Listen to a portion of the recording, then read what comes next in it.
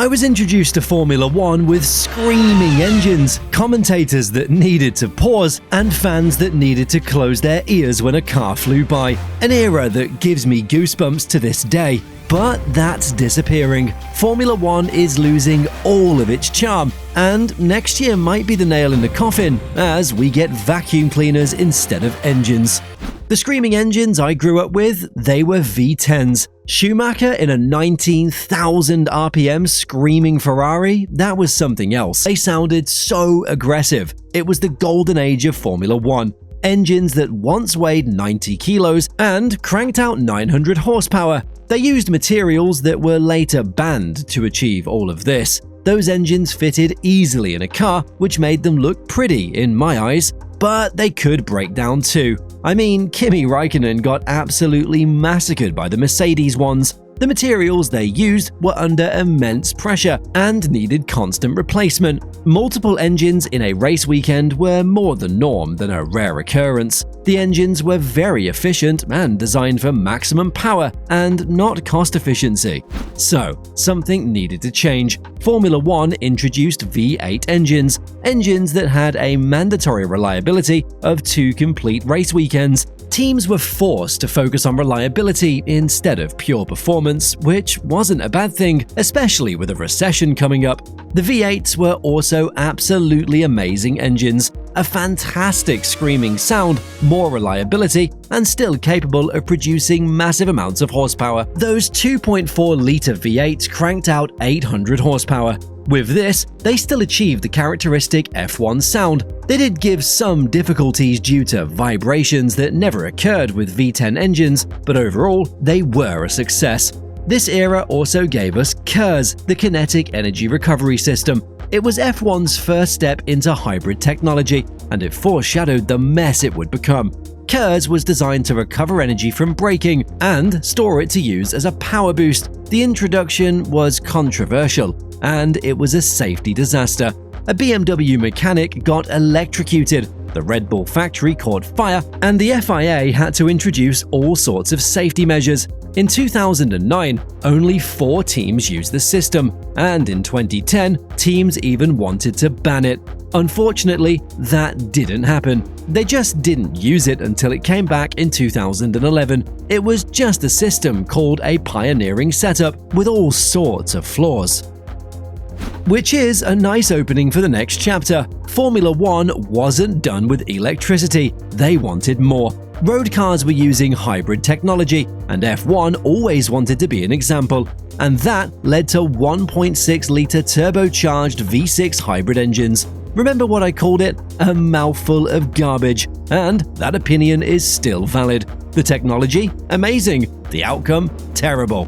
The engines have become 150 kilos due to the hybrid systems, an MGU-H, MGU-K, and a turbo with an electric motor caused that. But that's not the only thing. It became clear that one team would dominate for almost the entire period. It's one of the main reasons Lewis Hamilton has 7 world titles. Yes, it's Mercedes that absolutely dominated these years. Honda made a comeback, and their engine and hybrid systems almost took Fernando Alonso from us. Renault was a reliability problem, and right now in 2025, the last years of those engine regulations, they still lack horsepower. Ferrari started slow, but quickly became Mercedes' nearest challenger. By now, almost all the engines are equal, except the French disaster ones. While I'm still not behind them, they are fine, and I would say keep them around. We got a pretty leveled playing field, engines that still produce sound, and it's overall just a good combination of ICE and hybrid systems.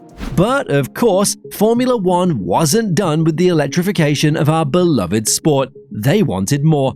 On August 15, 2022, they announced their key principles of using 100% sustainable fuels, increased electrical power, and the removal of the MGU-H, which wasn't as bad as I thought when I read it, but then it hit me. The electrical power would go from 120 kilowatts to 350 kilowatts, which would mean only one thing: a 50-50 split between ICE and electricity.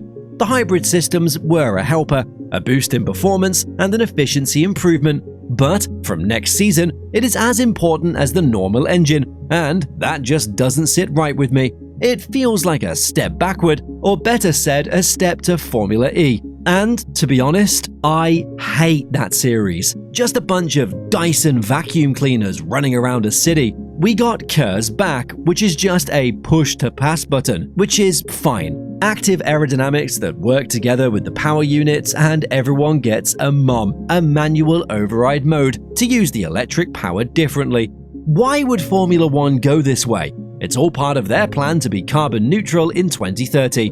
While the V6 hybrid engines are still relevant, the world is being electrified. Car manufacturers shift to EVs, and F1 must be relevant. And of course, they wanted to attract more engine manufacturers, which they did achieve. From 2026 onwards, we have Mercedes, Ferrari, Honda, Ford, Audi, and a bit later, GM Cadillac joins the club too. It's something I can only applaud because it brings me back to the old days with so many engines. It does bring something extra.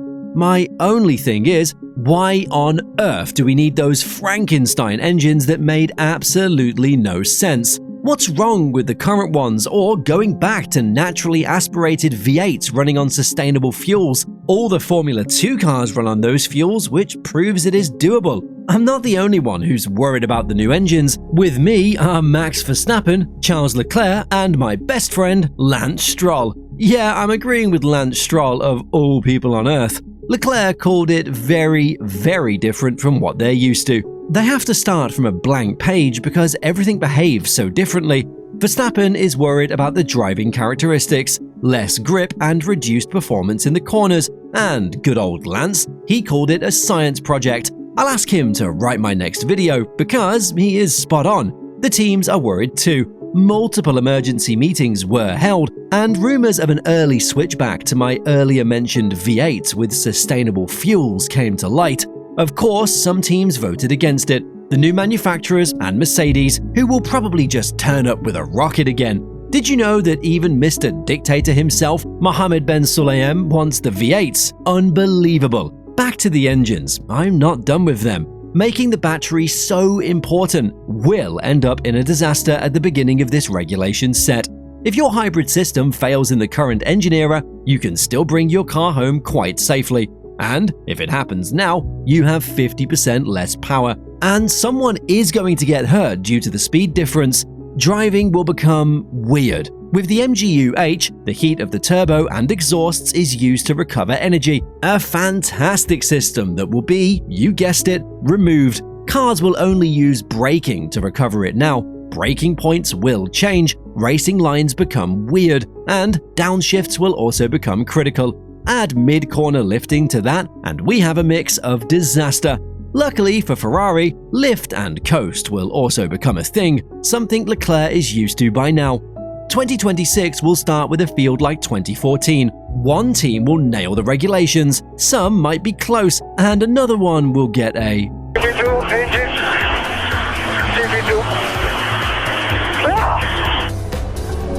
It'll take years to reach the current situation, and by that time, we might even get new engines. Goodbye all the money spent on research and development. Yeah, very, very sustainable. The FIA is receiving a lot of feedback, and they're focusing on making the new cars drive naturally and without complications for the drivers, something that tells me they're not 100% sure of their own mess.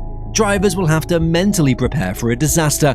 All sorts of tricks, options, and driving styles that are not what they are used to since they started karting. Some drivers might nail it from the start because they have the mental capacity to do this. Others might lose their F1 seat due to not being able to work with it.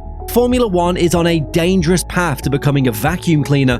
Luckily, they can't turn into Formula E, but they can still make the engines 70% electric, something that does worry me. I'm not looking forward to 2026. Watching the sport I love, it'll become a study instead of entertainment, and that's not something I want. While you know everything about Formula 1's dangerous engine trajectory, what about the circuits we all loved and got removed? Watch all of them now and learn more about the Nürburgring, Sepang International Circuit, the Hockenheimring, and more.